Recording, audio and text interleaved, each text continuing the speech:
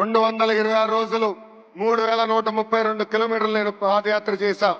ఆ యువగలం పాదయాత్రలో అడుగడుగున ఎన్టీఆర్ ట్రస్ట్ చేసిన కార్యక్రమాలు కానివ్వండి, లేదంటే ఎన్టీఆర్ ట్రస్ట్ వల్ల బాగుపడిన పిల్లలు నన్ను స్వయంగా కలిశారు.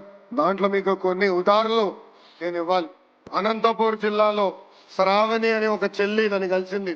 మధ్యాహ్నం లంచ్ కోసం బ్రేక్ అయినప్పుడు ఆమె వచ్చి నన్ను కలిసి ఆమె బాధ నాకు వ్యక్తం చేసింది.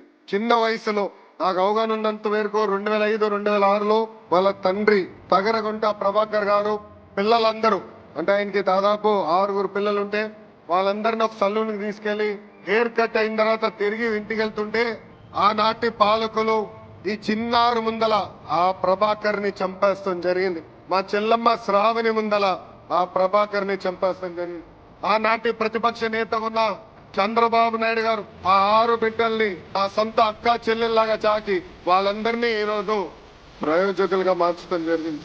శ్రావణితో పాటు ఆమెకున్న అక్కలు గాని అన్నలు ఈ రోజు బెంగళూరులో గాని, హైదరాబాద్ లో గాని, చెన్నైలో గాని ఐటీ రంగంలో అద్భుతంగా ముందుకు వెళ్తున్నారు.